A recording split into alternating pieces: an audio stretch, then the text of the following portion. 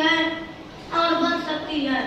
وہ نسخے یہ ہیں: نمبر 1، غم ہلکا کرنے اور پریشانی دور کرنے کا بہترین ذریعہ اللہ تعالیٰ پر ایمان۔ نمبر 2، غم ہلکا کرنے اور پریشانی دور کرنے کا بہترین ذریعہ عقیدے کی پختگی۔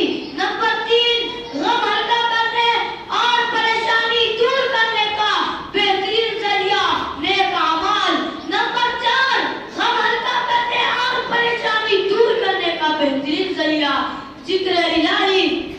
نمبر 5، غم ہلکا کرنے اور پریشانی دور کرنے کا بہترین ذریعہ استقامت۔ نمبر 6، غم ہلکا کرنے اور پریشانی دور کرنے کا بہترین ذریعہ صبر جمیل۔ نمبر 7، غم ہلکا کرنے اور پریشانی دور کرنے کا بہترین ذریعہ قرآن کی تلاوت۔ محترم سامعین اکرام، آج کے دور میں تقریباً سب پریشان ہیں۔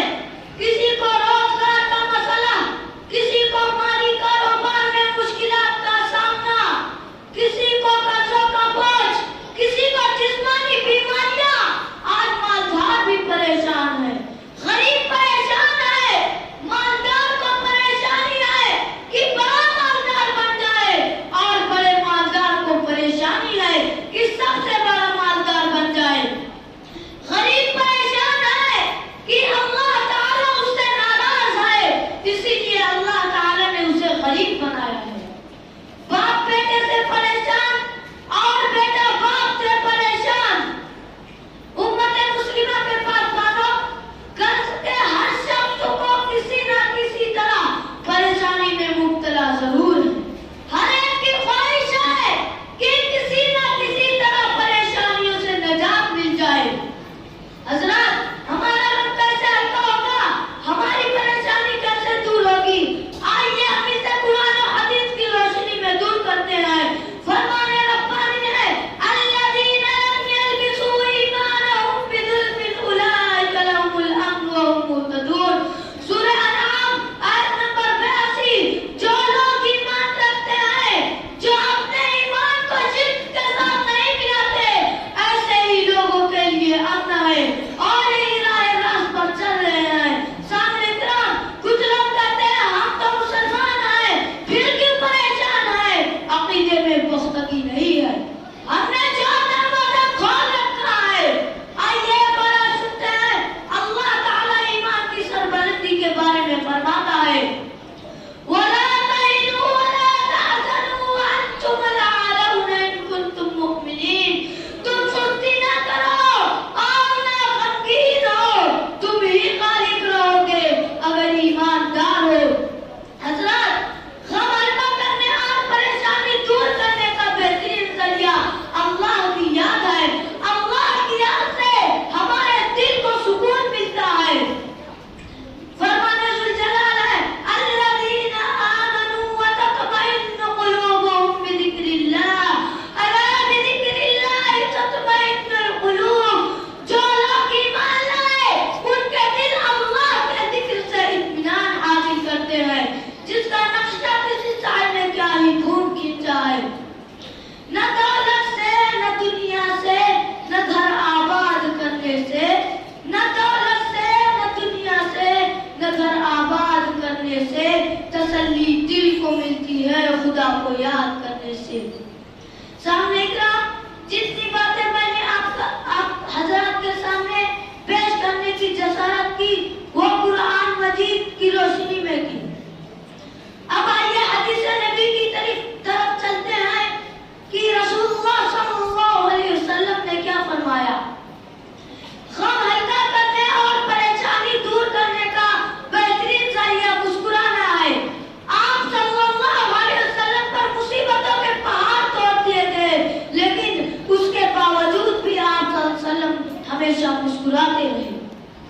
فرمان نبی صحیح بخاری حدیث نمبر 3035، عن جرير رضي الله عنه قال: ما عجبني النبي صلى الله عليه وسلم منذ أسلمت ولا رآني إلا تبسم في وجهي۔ جرير بن عبداللہ رضی اللہ عنہ نے بیان کیا کہ جب سے میں نے اسلام لایا،